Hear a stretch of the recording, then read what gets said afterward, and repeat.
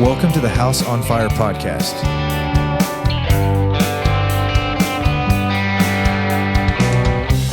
Our aim is to light a fire for Jesus in the homes of those who listen through encouragement and equipping. Let's partner together to advance the gospel in the next generation.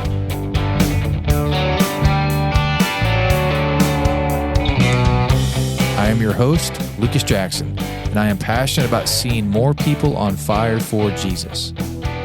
When you listen to the House on Fire podcast, you'll hear from people you can rub shoulders with every week at Bethel Church, because all of our guests are from our church family. These are people striving to love God, love others, and to serve the world. Hey guys, thanks for joining us on this episode of the podcast, and I'm excited to have Joe Goda with us. Joe, thanks for being on, man. Hey, it's great being here. So tell us a little bit about yourself and your family, sir.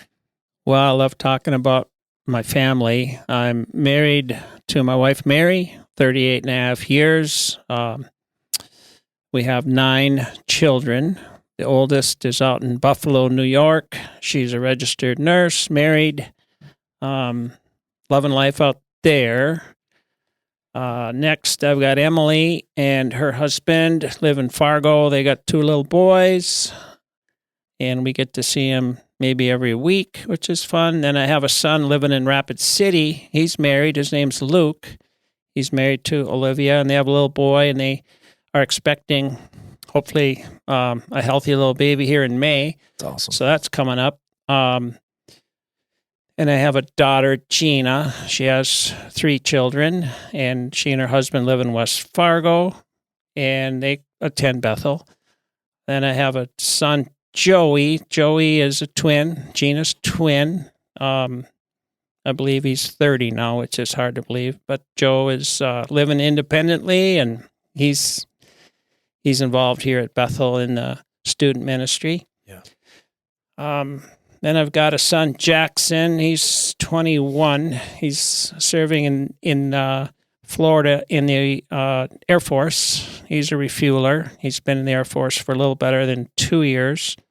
And then I've got what I call my honey drops from heaven. They're my twin girls, another set of twins. These are identical, Natalie and Bridget. And I really haven't had a bad thought about them in the 16 years they've been on the earth, because we weren't supposed to be able to have any more kids. So God had other plans. Yes. I'm just impressed that you knew all of that in your mind. Joe didn't even have to have notes. That's awesome. I don't think I recall that Joey was a twin. I did not know that. Yep. Joey and Gina. They came, like I say, 30 years ago.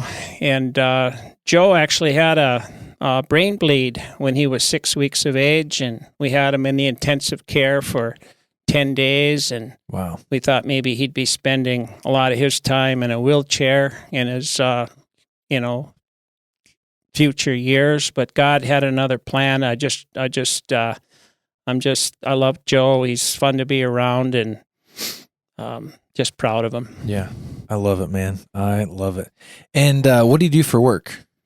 Oh, I work at a place called Bell Bank Wealth Management. I help people invest their serious money. We do some financial planning, estate planning work. It's all about helping people. And I love helping people. Yes, sir. Yes, sir. And you've been doing that for how many years? At the same place, I think, too. Yeah. Right? I've been at Bell now 30 years. Wow. 30 years. Doesn't feel like it, because every day is new, and you always meet new people, and every day is different from the day before, and keeps me challenged because I'm in the people business. Yeah, sure. And if somebody were to rub shoulders with you on a Sunday morning, what worship service would they find you and your family normally in? Well, that's an interesting question. If it was up to me, I'd be here all morning. I love the people at Bethel here, and I've got a lot of good friendships. But I have 2 teenagers, and the excuse is they like to sleep in a little bit, so we'll always be at the second service. But there are mornings when we get up a little extra early and come to the 9 o'clock service. Yeah, for sure, here at the Fargo campus. Yep. No, very cool. And what life group or discipleship making group are you and your wife in together that just where you're being poured into and pouring into others. And yeah. Yeah, it's super, super important to both Mary and I. She's got a women's group that she attends. She'll be here tonight. It's a Monday evening deal. And I think there's like a dozen ladies that meet every Monday evening. I meet with 3 gentlemen on Saturday mornings. We've been meeting now for a couple of years, folks that I just love and adore, and I got their back and they got mine through prayer. We're just really, really tight. I've got another group of guys that I've been meeting with now on a monthly basis for about 20 years. And we have lunch together, and it's an accountability type group of men that I respect and I've shared some deep stuff with, and that's super encouraging. I also am part of the student ministries on Sunday afternoons, and I get to be around just some great leaders, and great students. So I really enjoy that. Yeah.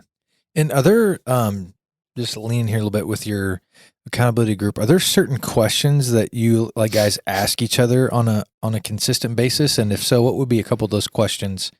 Yes. How are you treating your wife? And if she was here right now, how would she respond to that question? So, I mean, it's coming right at me. Are there any thoughts that are going through your mind that shouldn't be there? Yeah. Anything consistent on that side? You know, are there issues in your life that you're not going to tell anybody else, but your brothers need to know? And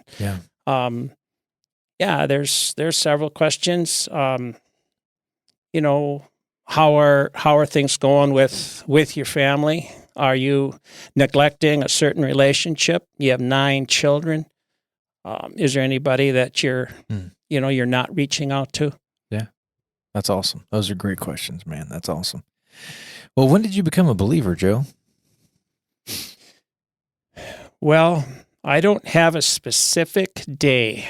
When I was at a very young age, 5, 6, when I knew I loved Jesus, and I had heard the gospel presented at the church I grew up in. That was Calvary Baptist over in Fargo, 802 Broadway, and I attended there for 28 years. But I remember at the age of 12, I attended a camp. It's called Camp Joy on Star Lake, just a great venue. And I remember the pastor there asking if anybody would like to receive Christ, and I watched some students stand up, and I knew that I had already trusted Christ at that point. And then he asked if there's anybody that would like to stand and let people know that they have trusted Christ. And I stood right up, and I knew that I knew Jesus as my Lord and Savior at the age of 12. That's awesome. That is awesome. And I'm assuming you grew up in a believing family. Mom and dad were followers of Jesus, and took you and your siblings to church? No, sir. My dad did not know Christ as his Savior until he was 50 years of age. Okay. I believe my mom knew Christ, and they were wonderful parents in so many ways. They made sure we were in church. I think my dad knew that he should have his children. I have 4 siblings in church. He went, and that was, something that I thought was amazing, because he would not pray around the dinner table, and when he tucked us in, he never mentioned God or Jesus, or prayer wasn't his deal. My mom would pray with us, but my older brother in college got involved with the Navigators, and a fire just got lit, and he just poured into the scriptures, poured into prayer, poured into memorizing scripture, and he had a huge impact on me. I'd say he was my spiritual mentor and someone that really challenged me to take possession of my faith and get in the Word. Yeah. No, that's awesome. That's awesome. Well, the topic we want to talk about today is when fishing is more about those in the boat than fish in the water. And so you're a man who loves to fish. Where did this passion come from? Well, that is certainly a passion. When I was a little guy, I heard so many tales about hunting and fishing trips from a couple of uncles and a couple of grandpas and my older brother, and I just knew I couldn't wait till I was old enough. I just remember at a young age, I was gonna have my own boat, and I was gonna be a fisherman because I saw pictures, I heard stories, and I was just really attracted to those that were sharing those stories too. I love these guys. Yeah. They were family to me. So that's kind of where it all started. Yeah. When I was in 7th grade, I think I have the record, we would pitch a tent on a piece of property that overlooks where a river dumps into a lake. And where the river dumps into the lake, the walleyes would come up in the evening, and they were easy to catch. And so I spent 24 consecutive hours on a dock. I believe it. So I just remember the only time I'd leave that dock is if I had to use the bathroom or if I wanted to run into the resort and get a candy bar or an ice cream bar or something. Yeah. So, I cut my teeth out there on Big Pelican Lake. Okay. And were they coming up out of the lake and into the shallow water to feed? There's moving water there, and the shiner minnows come up, and they're spawning, and the walleyes follow them up. So gotcha. We would catch fish at every hour of the day, but it seemed like mornings and late evenings were best. But we'd catch them throughout the day. Yeah, that's awesome. In what ways do you use fishing to care for other people?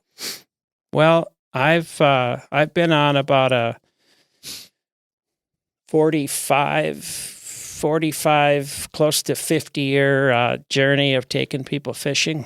I hung around guys that knew how to put fish in the boat. They knew where the fish were, and they knew the presentation, and they taught me. So I learned that you got to have a couple of key areas. You got to have a knowledge of where to fish and when to fish and how to fish. And I was so eager to learn that. So as I learned to fish and I was successful with it, I enjoyed way back in the day taking people along that I knew would also enjoy it. So there was just a lot of satisfaction when you could bring people out in the boat. And I did it because it was satisfying to me. But, when you're out in the boat and there's just the fresh air and the sunsets and God's creation is just revealed, you can't help but enjoy that time with people. But it really took off when,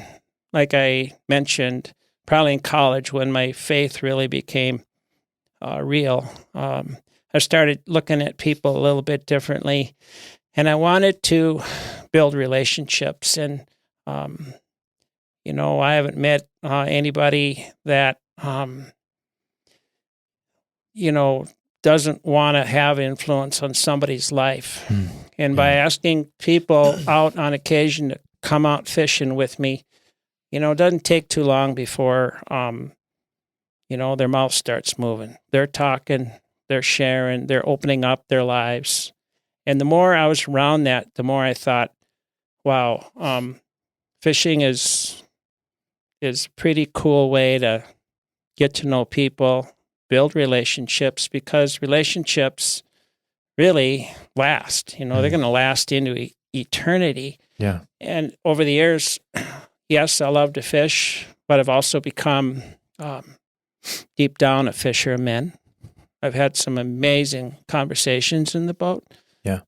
Folks that are searching and that don't know the Savior, and I've introduced them to Jesus. And God has given me a real boldness. He always creates an opportunity also, because when people start sharing, and when I take people out in the boat, I'm totally prepared.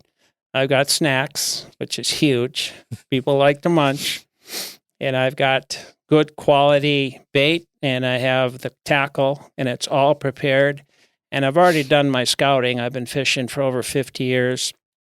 And the lakes that I fish are pretty good fisheries. So Now, Joe, I'm very much aware that that is an understatement because of my limited experience. But for those who don't know, Joe, that fishing with you is like fish just jump in the barrel. You jump in the boat, you pray, and they just start flying in. That's what it's like. No, that's not always the case. I've been humbled plenty of times, but I keep learning, and I enjoy the challenge of putting fish in the boat. Yeah. But I just want it to be a really positive experience for people, and I really am out there to serve them. They don't have to tie their hooks. They don't have to touch the fish. They don't have to put the bait on their hook if they don't want to. Afterwards, I'll clean them up for them. I'll wash them up. I'll take care of everything. I just am totally prepared on the front end for that to be a positive experience. Yeah. So the only thing I ask of some of these people that come along is bring some sunglasses and maybe the right apparel. I have extra rain suits in the boat if I need them, but just dress appropriately. And so, it's become, something of a ministry. Yeah. If you had to throw a number, I mean, which I would assume it maybe be hard. How many people do you think you've had in your boat over the years? I mean, fishing for 50 years and your desire to care for people, you've what really I really put an emphasis on is I like to get dads in the boat with their sons or their daughters. Yeah. Or the grandpa with his grandson or the grandpa with his son. Yeah. And some of those younger folks, once they get out on the lake, you can see the communication. It just begins, and I'm listening more than speaking. I'm there to serve, but I'm very aware of some of those relationships that maybe just haven't been what the dad has wanted, or the son, he's pretty focused on his life and maybe looking at his computer and playing all the games that they can play, and they're they're in the boat. There's nowhere to go, and getting a fish on the hook, it just changes the environment, and pretty soon they're sharing, and that's what I'm looking for. Is just an opportunity to have open, fun relationship building opportunities. Yeah, for sure. Share with us the ways you've been encouraged by what you've seen God do in your boat over the years. And maybe it's a certain story or an individual or just, somebody opening up. But is there any significant things that kind of stick out as you kind of go through the Rolodex of just your time on the water? Yeah, there's been many, many, many times when we get into faith discussions and people will be pretty candid. Well, I'm a Lutheran, or I'm a Catholic, or I don't go to church, or I'm not into faith, and I'll say, well, tell me about that. What does it mean for you to be a Catholic? I mean, what does that mean to you? And I eventually have an opportunity to share my story, and I share the gospel with them, and I tell them about Jesus as my Savior and my Lord. And, it's amazing. Once you've been in the boat for a couple hours with people, they kind of let their hair down. They start opening up, and they're pretty open to wherever that discussion leads. And again, my goal is to share Christ. Yeah. No, that's awesome. Have you had a moment where, I would assume no one's ever gotten mad at you. You're out there fishing, having a good time, and you're asking questions. Have you ever had anybody get mad at you for asking them questions? I have not, because again, I'm careful on the front end to really, be well prepared. They've got good gear. We're usually in some pretty good waters where there's some fish to be had. And once they've started reeling in a few fish, now what? They just start to talk, and they might ask me about myself. But basically, initially, I'm just trying to get them to open up and share a little bit about themselves. And I think just God opens up doors. So yeah, it's fun to wait for Him to open up the conversation in a direction when we can talk about faith matters and things that they're probably not going to be talking about with anybody else on occasion. Yeah. Because that can be kind of a personal deal to them. Yeah.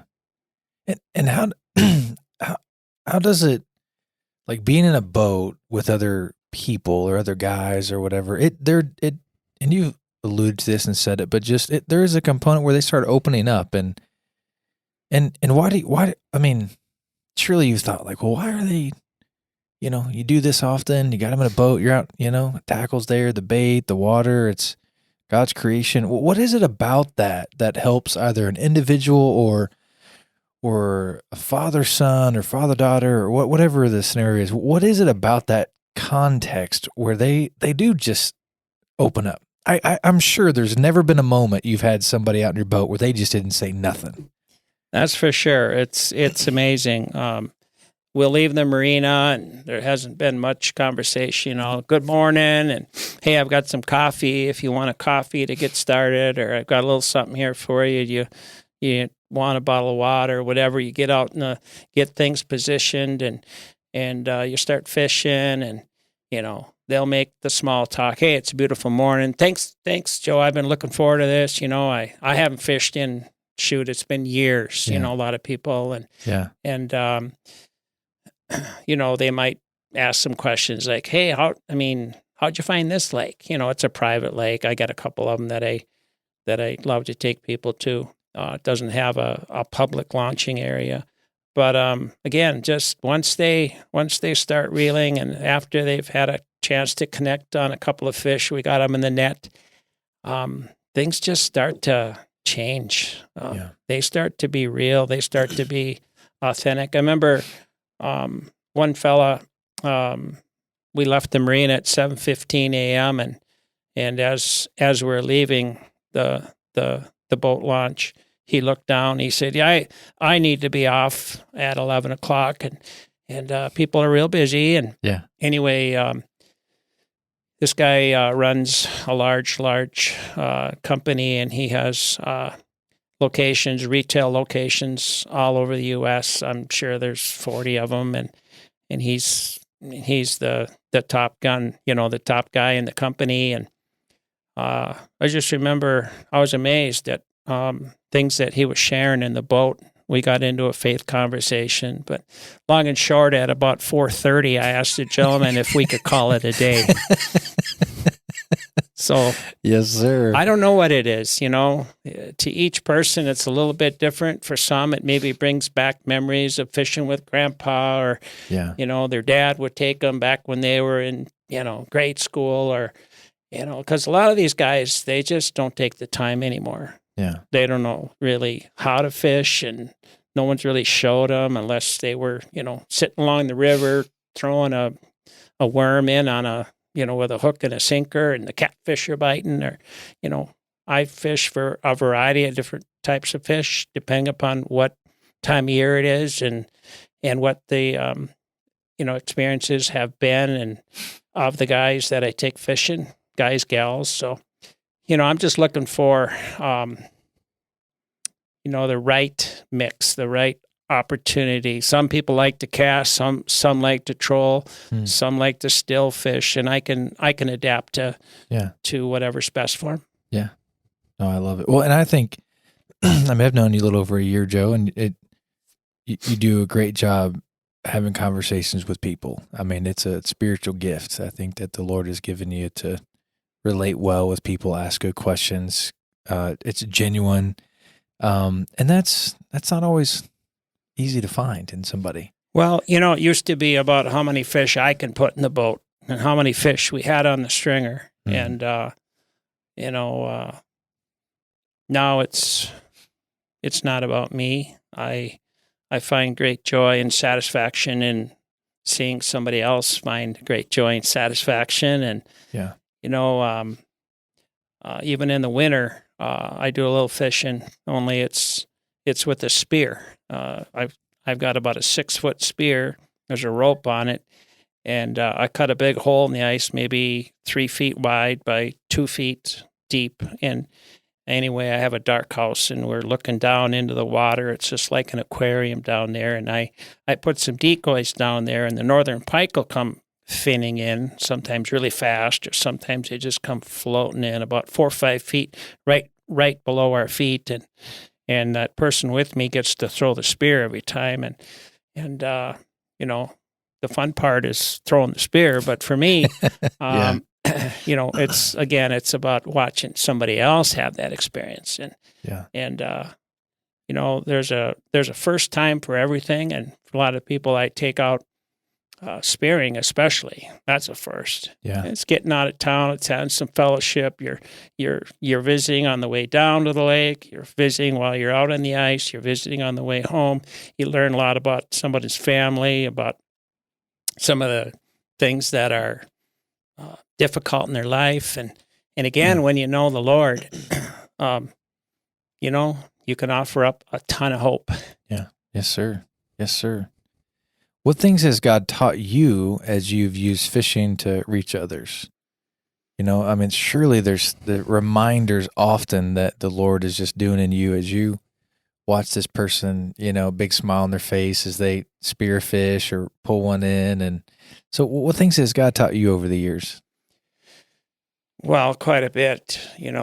Sitting here right now, I'm just thinking about, I haven't met anybody yet that doesn't need some encouragement. Mm. I've never met anybody that said, "Hey, Joe, yeah, you don't have to encourage me." So I'm investing in them. I'm loving on them. I'm serving them. I'm encouraging them. I'm talking about Jesus. I'm personally, a couple of verses that stand out. One is Galatians 2:20. I've been crucified with Christ, and I no longer live, but Christ lives in me. The life I live in the body, I live by faith in the Son of God who gave himself up for me. Yeah. So again, it used to be about me. I've learned that my wife is a cheerleader. She wants to know who I'm taking out fishing and how things go. And she's not talking about the fish. Yeah. Although that's nice. Yeah. She actually enjoys fish. My girls don't. I have two. I have the 16-year-olds at home. They don't really get into my fish or eating them, but I enjoy them, and my wife likes them too. But yeah,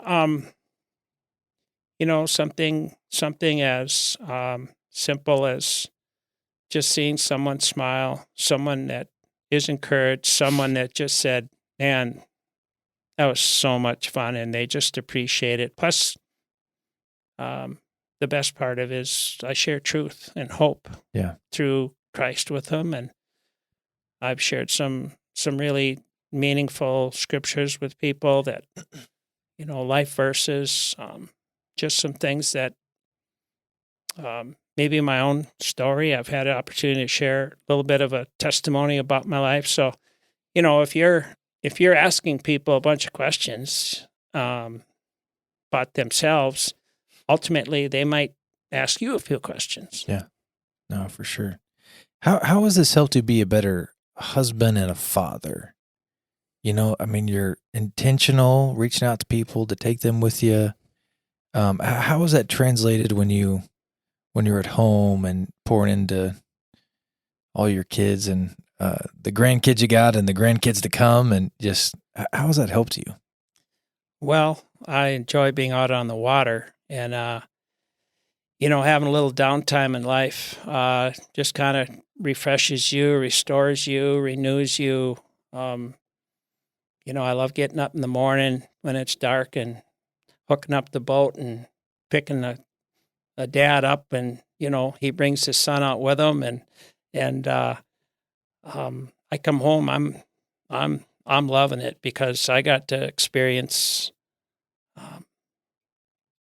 others, enjoying what I enjoy. And that just kind of gravitates into the family. I want to be a positive influence. I want to be able to share things that,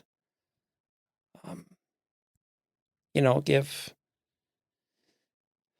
meaning, teaching my daughters about the value of serving and helping others and showing other people love, and that it's much more beneficial to give than to receive, because we're kind of living in a pretty selfish world where the world wants it to be about me, and it wants to be about things that can please me and things that will satisfy me, which ultimately I can see through that. So, I get to live in that arena where it's again, serving others. Yeah. Has this ever created like marital tension with you and your wife? I mean, I know lots of guys who hunt and lots of guys who like to, for a lot of guys I know, to take off 10 days and, go to another state to shoot a prize bull of some kind is, kind of a big deal. And I think any guy that I know that's into that would do it at the drop of a hat, and oftentimes those things can create tension in the marriage. Has it ever been created some tension for you and for your wife? Oh, certainly. In past years, I would make trips. I'd go to Montana trout fishing, or I'd go fish the Missouri River. I'd go up to northern Michigan or into Wisconsin and do some trout fishing. And I just pretty much let Mary know that I'm going to be gone, these certain days. And that didn't go over very, very well. So, raising a family like we've done, my trips have been pretty efficient trips. I know exactly how many miles it is from my driveway to like three of the lakes that I fish. One is 37 miles, one is 41 miles, one is 41 miles, and one is 26 miles. And if I'm out on the lake 3 hours, that's a pretty good shift, and I can get back pretty quick, and I can still be a part of what's going on at home. But my wife has really seen Joe work hard to keep a balance.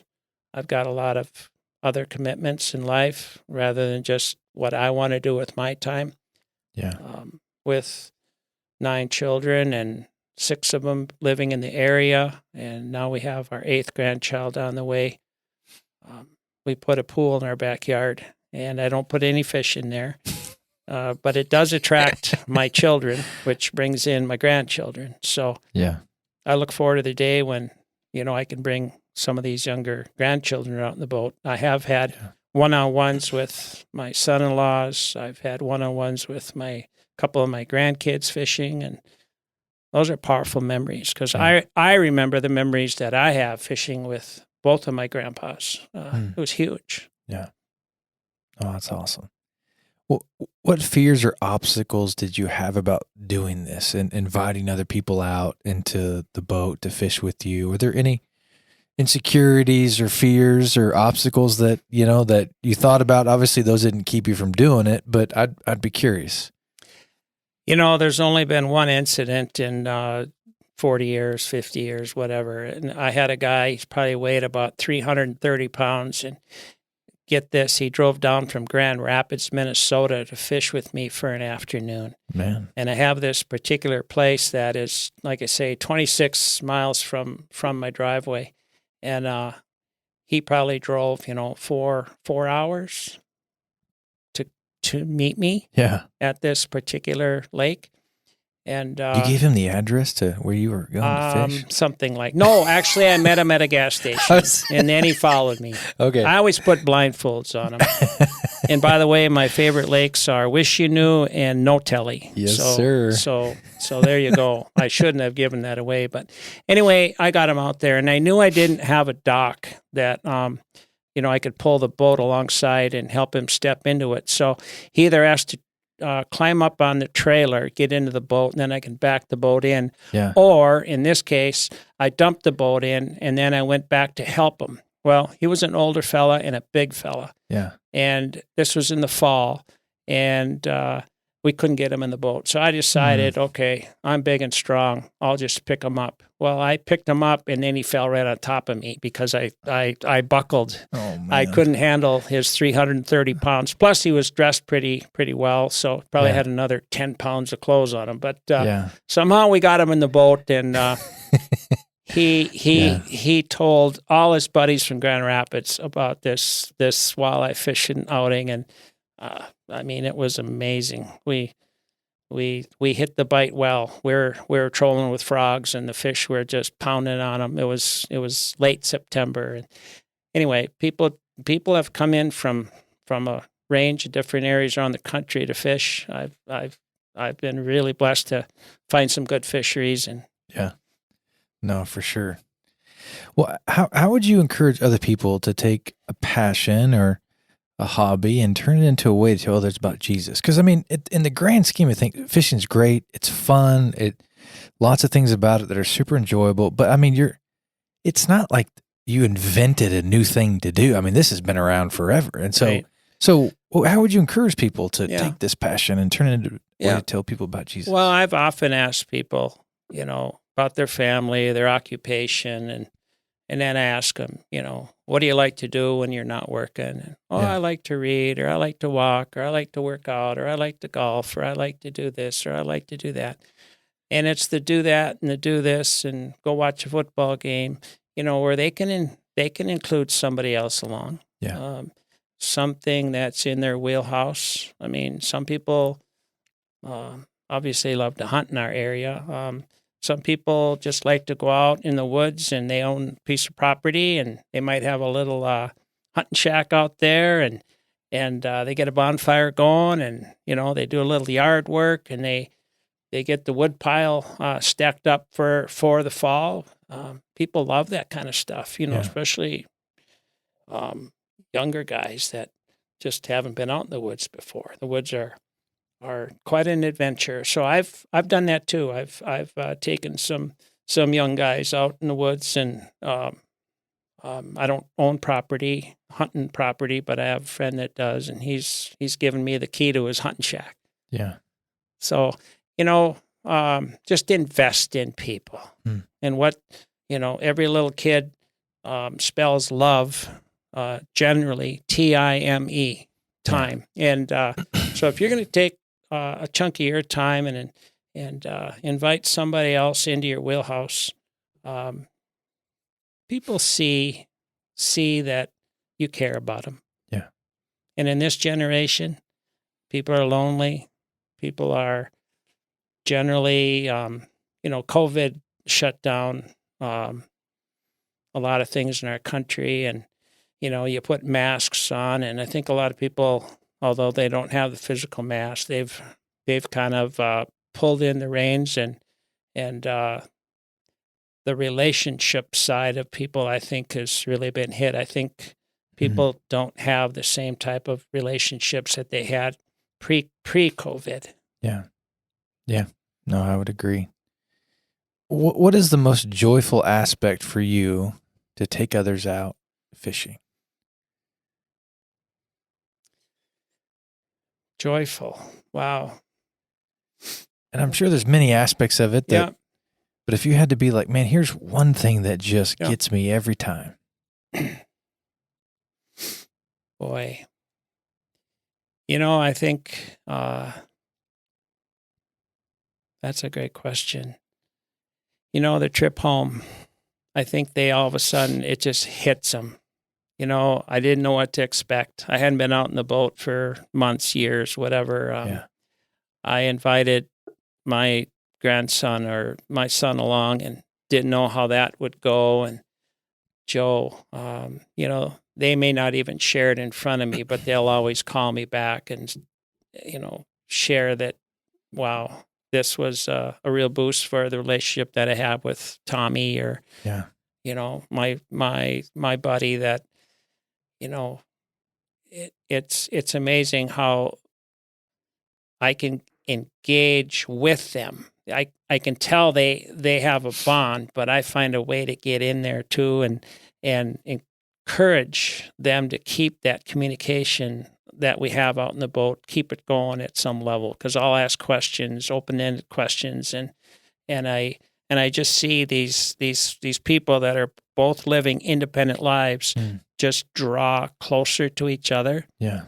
And a lot of times we've gone and had lunch after we've come off the water, and we'll stop at a place, and you can just see the camaraderie and the satisfaction that morning has brought into both of their lives. You can just see it. Yeah, that's awesome. Well, before we get to our last question, I have the most non-serious question. What is the best fish in your 50 years of experience to eat? And I guess if you have to pigeonhole it into maybe the best fish in our area, because depends on where you're at and that kind of stuff. So what if you had to choose? Yeah, I love crappies in the spring of the year, and it's hard to beat a 15, 16-inch walleye too. So smaller fish, I put the 20-inch and above. Generally, I put them back in the water. Generally, I took a guy out, Lucas Jackson, and we didn't put the 20 inches back. And his wife, Melissa, was like, that was nuts. That was so good. I don't know who cooked it up, but I don't even know if I was supposed to get that text, but she said that was fabulous. It was amazing. Yeah. And I'm like, well, the Lord gave us this thing, I don't want to throw it back. I just want to take it home. Right. So, but I grew up eating fish. My mom's dad lived on a lake, and I got to fish as a little kid out there for bass and sunfish and northern. We didn't catch too many walleyes, but I thought you were going to ask me about in 50 years my favorite fish. I had 4 in my boat with me, and we were fishing for walleyes. We had bobbers out there called slip bobbers. Yeah. And I was so busy taking care of these 4 guests that I didn't even get to fish. Well, I thought, just for a minute, I put on a big minnow on just a split shot and a hook, and I threw it out, and I kind of forgot about it. And I just had a little break, and I picked up my pole, and I could feel something swimming away with it, and I set the hook, and it was probably 25 minutes later. We had to reel in all the fishing poles that I had out, because each one of the 4 were fishing. Because I had this 50-inch, 30-pound muskie that circled our boat 3 times, and I had to walk the perimeter on the inside of the boat around so that I could keep up with him. And then he dove, and he went under the boat. But anyway, everybody got a chance to see this huge fish come up, and my son netted it, and we took pictures and put it back. But yeah, there's certain fish that kind of stand out too. Yeah. Man, that's awesome. That's awesome. Well, Joe, to wrap up our time here, how can those listening be praying for you and your family? Wow. Well, thank you for asking. Prayer. I spent an evening with a fella who touched my life. His name's Lonnie. And Lonnie was sharing about the time. It was on a Sunday morning. His daughter came in to his bedroom, and she sounded like she was maybe 3 or 4, maybe 5. She says, "Daddy, I don't feel very well." And he said, "What's the matter, honey?" She said, "Well, my tummy hurts." And she had swallowed a whole bunch of, I don't know if it was aspirin or ibuprofen or something that must have tasted okay, but she swallowed. She thought they were like candy, or I don't know what she was thinking, but yeah. She passed away. She died within a day or 2 of telling her daddy that she wasn't feeling well. And anyway, he shared with a lot of emotion how that absolutely train wrecked his family, and ended up his wife couldn't handle it either, and they ended up getting a a divorce. And anyway, he was sharing all this, and he looked at me. He said, Joe, he said, when I get to heaven, he said, I just want to know one thing. And I was like, what's that, Lonnie? He said, I want to know what really matters is who prayed me through and who's praying for me now. He said, because that's the most powerful thing you can do for somebody. So my life has changed because I'm learning to pray and realizing that our Creator, who taught us to pray, commands us to pray. And so Lonnie will probably never hear this podcast, but I still keep praying for Lonnie, and that's probably been 30 years. I pray for him as often as I think about him. I've prayed probably twice in the last week for Lonnie, and I haven't seen him in 20 years. So yeah, I don't know if that helps. No, that's great. Yeah. Well, Joe, I appreciate your time, and thanks for being on, man. Hey, it's been great. I didn't know what to expect, but it was a lot of fun. And if somebody out there wants to go fishing, all they got to do is let old Joe know. Yes, sir. Thanks for joining us for this episode of the House on Fire podcast. Our prayer is that this podcast activates your home for Jesus. May the light of Christ burn bright through you and yours. Until next time.